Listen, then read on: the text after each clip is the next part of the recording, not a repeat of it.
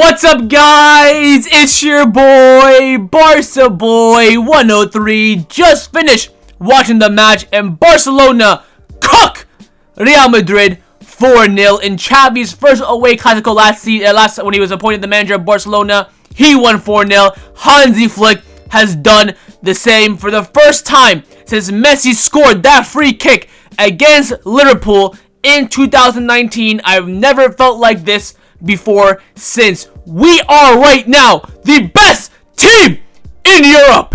The starting lineup for this match is on the screen for you right now. It was a Naki Peña in goal, a back four of Kounde, Kubarsi, Inigo, and Balde, a midfield three of Casado, Pedri, Fermin, and a front three of Lamine Yamal, Lewandowski, and Raphinha, an unchanged side that beat Bayern Munich 4-1 midweek.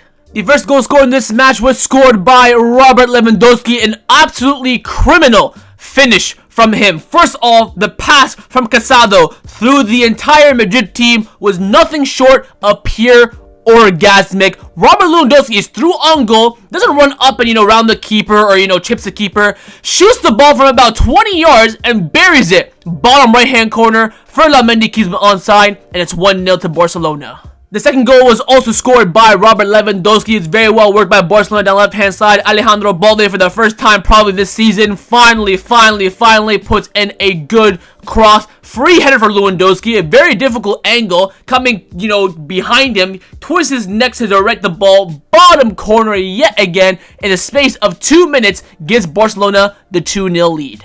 The third goal was scored by Lamine Yamal, and it was yet another brilliant goal from Barcelona. Well worked down the right-hand side, a ball over the top after a quick dispossession by Real Madrid. Lamine Yamal is through on goal. He had Raphinha open for the sweat on the far left-hand side, but takes it on his own. Near post, Lunin roofs it top right-hand corner into the net. Hidden ball, they start dancing at the Bernabeu, and it's absolutely champagne football. And the fourth and final goal was scored by Raphinha to complete the beautiful, sexy scoreline of 4-0. Great ball from Inigo over the top. Poor defending, I believe it was from Lucas Vazquez. Raphinha ends up getting the ball through on goal. Chips Lunin, gets into the back of the net.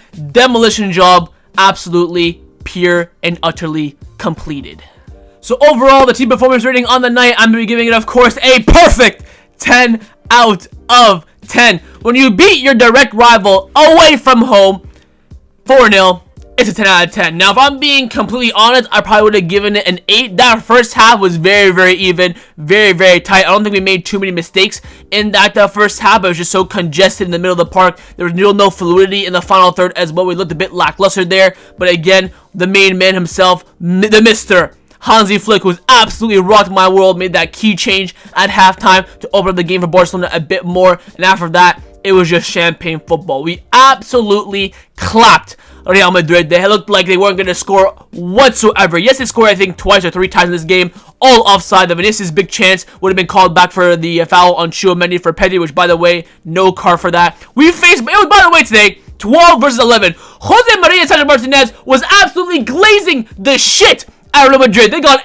every single call in this game, and yet again, we were still on top. As a Barcelona fan, when you want to win La Liga, you don't have to beat every single team in the league. You have to beat the institution. You have to beat the corporation, and that's why winning the league title feels that extra better, because everyone that runs the league, and of course Real Madrid, are against you, and we saw that in this game. Very poor referee from Jose Maria Santiago Martinez. Once the game was over, 3-0, last 20 minutes, he was fine. Fair calls, left, right, and center. Yellow cards here, both ways, very fairly. But, the first 70 minutes, absolute shite. Back on Barcelona, that second half was utter champagne football. We battered Real Madrid. We looked comfortable. The defensive line was so confident as well. And this is why the Bayern Munich game was so important. If we did not win against Bayern Munich, this team would not come to this game with confidence and momentum.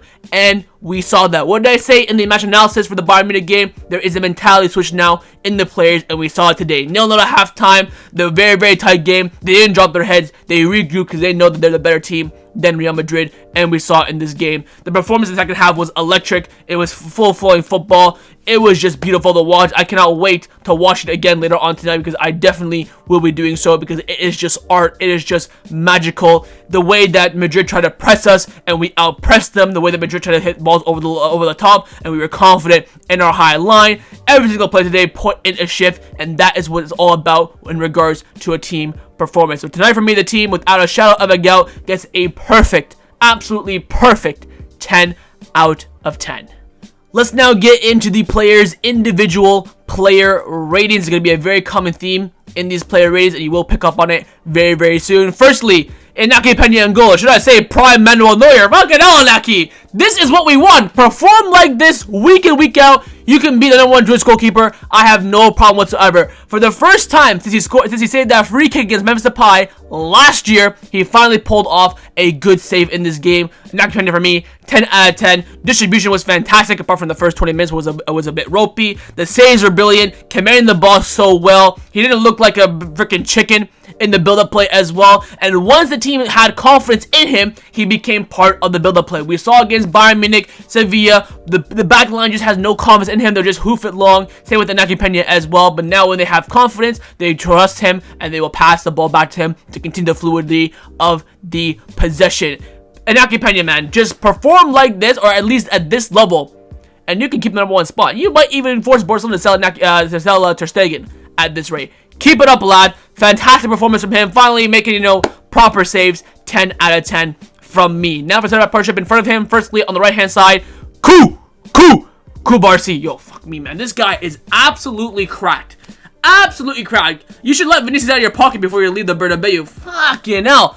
Superb again from Kubarsi. This man is an absolute cheat code for any team in Europe to have. His IQ, ball ability, knowledge and reading of the game is second to none, and of course, his defensive attribute was fantastic. Looked a bit ropey in the first 10 minutes. Apart from that, he was great. Dealt with Vinicius very, very well. Yes, picked up a couple of fouls here and there. I think he got booked as well, but who gives a crap? Second half as well was winning some aerial dudes. I'm thinking, fucking hell, he's winning balls in the air now. We're looking at a generational center back. Again, elite performance from Kubarsi. 10 out of 10 from me. His center back partner on the left-hand side was, of course, Inigo Martinez, and he will also be getting a perfect 10 out of 10. Hopefully you're getting the common theme here of these player ratings. I thought Inigo was sublime yet again. Looked so confident in the backline. I believe he got the assist for the Raphinha goal. It was definitely his pass. I don't know if they're going to give him the assist or not. But again, like I always mentioned, the defender getting a goal or assist, that's just extra points right there. But Inigo, man, he's dealt now with Harry Kane, Olise, Gnabry, Vinicius, Mbappe, Bellingham. By the way, Bellingham, what a stinker from him. And Inigo just looks so good in the air, on the ground, him holding the line. I think he was the one that held the line mainly for the Mbappe Salah goal in the first half. By the way, Mbappe, who are you dunking on now? We just dunked on you in your home ground, you freaking Ninja Turtle rapist. Get the hell out of here. Again, Inigo was sublime on the ball as well, was really strong as well. What can I say about Inigo and Kubarsi? They've been sublime this season, and Arojo and Christensen have a mission and a half to try and get back into the starting lineup. Now for the fullbacks. Firstly, on the left-hand side, it was Alejandro Balde. Again, perfect 10 out of 10 from him. If I'm being honest, let's get some honesty in these ratings a little bit here. He had a stinker of a first half. My God. Not only him, but the other fullback as well, and I will talk about that when I get to him. That first half from Balde was criminal. He looked very loose. Did not have any, didn't make any runs going forward. He defended all right coming up against, Mbappe and stuff like that, and Bellingham down that right-hand side. But just on the ball, he looked so poor. Didn't make any runs forward. To be fair, when he did make the runs forward, half the time the players didn't pass him, whether it was Pedri or Casado in possession. Second half, though, look me sideways, but Alejandro. That is what I'm talking about. That cross for Lewandowski.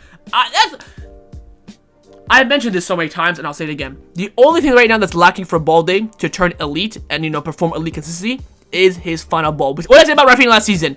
Build-up play, in possession, defensive work rate sublime. In the final 30s, improved. Now he's improved. Now he's a freaking Ballon d'Or candidate for next year. Balde is the same thing. Just work on your ball in the final third, and also your decision-making as well. He will be an elite fullback, and we saw that in the second half. Got everything spot on. The cutbacks for Raphinha, the cross for Lewandowski. He just looked absolutely unbelievable. 10 out of 10 for Balde. Next up is his fullback compatriot in Jules Kounde. 10 out of 10 from him. Thought he dealt with Vinicius very, very well in this game. Apart when it came to a race. When it came for speed, Vinicius did beat him a few times. But when it came to actual, defending him 1v1 with his skills, he got to let him out of his pocket as well before he leaves the Bernabeu. Absolutely sensational from Kounde. But again, like I mentioned with the ball day, first half was very, very stinky from Kounde. Losing the ball so much. To be fair, if I'm being, being honest, Camavinga got the better of Kounde a lot in that first half. But second half, again, different game, different ballpark, where he just looked absolutely elite. I have to highlight his ability in possession. He was doing 1-2s with Casado, with Pedri, with Frenkie, with the center backs, opening up space, shielding Vinicius to, attract the space and make the space more prominent for the likes of Inigo and Kubarsi. He was just fantastic in the second half, basically just like everyone else was. But first half, big questionable from Jules Kounde. But he did, of course, get a perfect 10 out of 10 from me. Now for the midfield, firstly, in the double pivot, we do have Marc Casado. He will also get a perfect 10 out of 10 from me. That assist for the opener was nothing short of orgasmic. Better than the pass for Raphinha for the third goal against Bayern Munich. Just through the lines, so simple. Fantastic run, of course, from Lewandowski as well.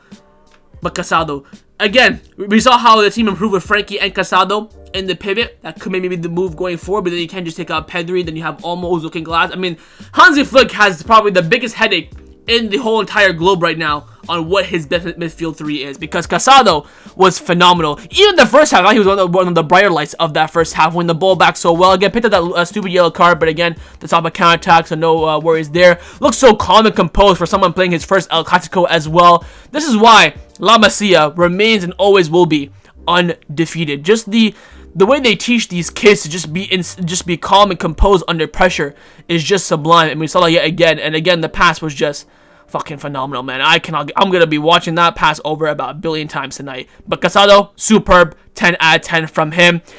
His compatriot in the midfield. I cannot believe Pedri, man. Him and Casado were the two best players in that first half. Even though Barcelona were a bit, it was a very, very even first half. Same with Madrid as well. You just cannot touch Pedri.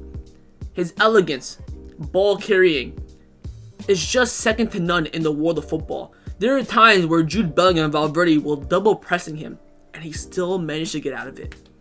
No player in the world can do that. And again, Hansi Flick, so I salute you, sir. This headache in the midfield for you is going to be unbelievable. But Pedri, again, was fucking world class. If he got a fucking nasty tackle by Tchouaméni as well, and thank God he came back up. Felt like he was, like Captain America rising to, through the pain. But again, all I just ask for, he stays fit. He stays fit, he will be the best midfielder in the world by a considerable margin, and more specifically, the best 8 in the world. 8, no one can touch him on ability. He is nothing short of absolute sublime.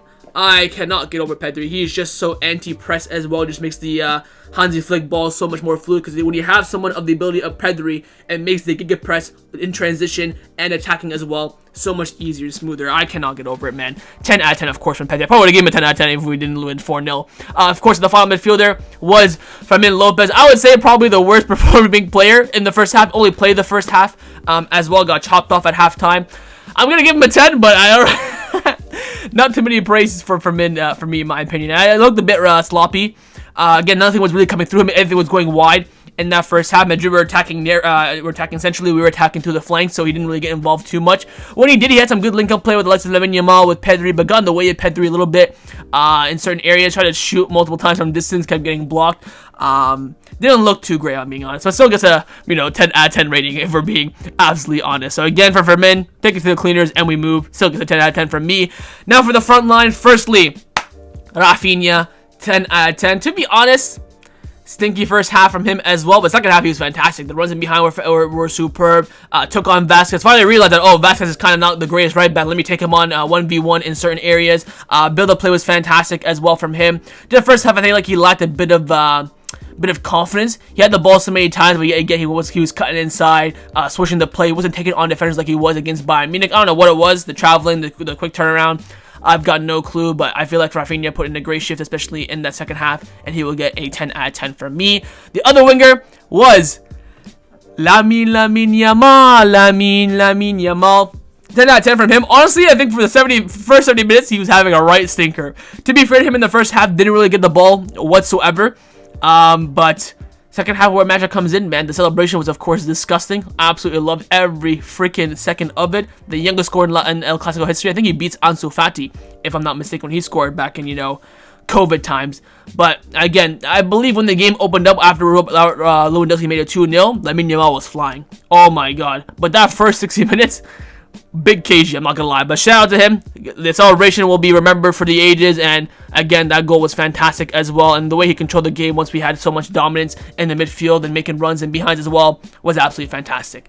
And last but not the least is, of course, the main man, my striker, the best striker in the world. Holland ain't got shit on this man, Robert Lewandowski. 10 out of 10. Should have had a hat trick, you freaking prick. Missed 2 clear chances. The one we won with Lunin in the open net. Should have had a hat trick. Should have been 5-0. You know what I hate? If you look at Barcelona's 4-0 under Xavi, 4-0 under Luis Enrique, they both should have been 5 or 6. In the Xavi one, Aubameyang missed chances. Fernando Torres was 1v1 as well, missed a chance. I believe Frenkie missed a chance in that game as well. In the Luis Enrique one, Munir, if he just left that for PK, would have been 5-0. I'm still waiting for the 5-0, the Bernabeu, but Robert was sublime. I have to highlight again his hold-up play. It's just fucking underrated beyond belief. Again, a bit of a stinky first half, was getting, bullied a little bit by Militao and Rudiger. But again, when he got the ball, either it was dispossessed to a Barcelona player or the foul was called. I mean, the finish for the first goal is criminal. How are you taking a shot against Lunin in the Bernabeu in a Clasico from 19 yards out when you're through 1v1 and just tuck it in bottom corner like that is disgusting. The header was sublime as well. My only criticism of Lewandowski today is that he should have had a hat-trick. Probably even a super hat-trick, if we're being honest. But he's my man of the match, by the way, as well, Lewandowski. I forgot to put the star there, but Robert, have my children. Next up, we have the substitutions. Only 3 subs today. It was Frenkie de Jong, Dani Olmo, and Gavi. Gavi only played about 5 minutes. Got stuck in with Vinicius. He loved to see it. I have to talk about Dani Olmo again, because this man is just... There are a few definitions for world class in the world of football. If you ask me right now, Barca boy, what is the definition of world class? I would say watch that Dani Olmo cameo in that second half. The way he just changed the game. I mean, 50 million for him is looking like an effing bargain. Fucking bargain. Again, his composure, his reading of the game, his ability to turn. He talks about all the time in interviews. My favorite position is the number 10, and you can see why. That be able to connect the transition from the pivot, the pivots to the attack is sublime. His turn, his movement, his touch is just disgusting. Disgusting. When he starts against Espanyol, it might be a field day. Frenkie de Jong, of course, played 45 minutes. He was absolutely fantastic as well. A lot of people were actually calling for him to start this game due to his, ability to run through midfield and hold the ball up and also, transition play very, very well. He's making a right, argument to be a starter in this team. It might have to be Pedri, Frenkie, Olmo, midfield 3. I don't know how it's going to work, and I feel so bad for Caltalon because he does not deserve to be dropped whatsoever. But again, you got to go with the players who, get paid the big bucks at the end of the day. But I don't know, man. That's a Flick headache. I feel so bad for Flick. But Frankie's second half was sublime as well, and you can see why that change was needed. Not that Fermin was playing poor, but being able to move Pedri into the 10, have Frenkie sit in there alongside Casado. His ability to turn play, start quick transition and counterattacks, compose the ball as well. We know that Frankie's a world-class player, and we saw that today in this game. So the substitutions today, absolutely fantastic, especially the first 2. Gavi just came in, I think, for the means, if I'm being honest. But again, sublime from all of them. 10 out of 10 for all 3 of them. And last but not the least is, of course, the manager, Hansi Flick. Mr. Flick, you have absolutely rocked my world. 10 out of 10. Lineup was fantastic. The sub, the one thing today that made me love Flick so much is his proactiveness. Engagement, did not care that we were still in the game. It was even game. Brought on Frenkie at halftime. That for me is what won Barcelona the game. Substitutions were fantastic. Line selection was great. 4-0, clean sheet, 3 points, 6 points clear at the top of the table. Mr. Flick, just win some trophies now. That's all I ask from you. This German has made us now the best team in the world on current form. I've never said that. Never said that in the past 6 years, that Barcelona are the best team in the world. But I can confidently, with my freaking balls on the table, say that right now we are the best team in the world. And this man is the one that changed everything. He's the one that believed in these players. Didn't need too many signings. He just wanted that one world-class signing of Dani Olmo, and he got it. Mr. Flick, lead us to victory.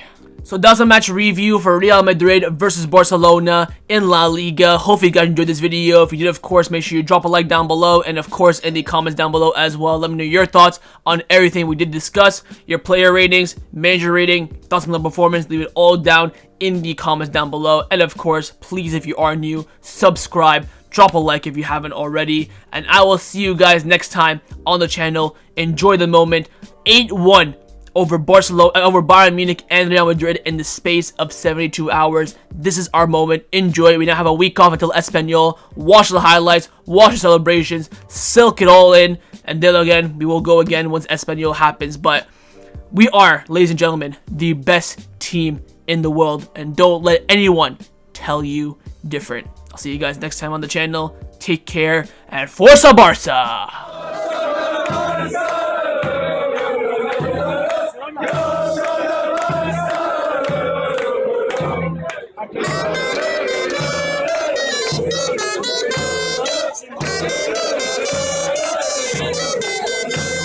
Go!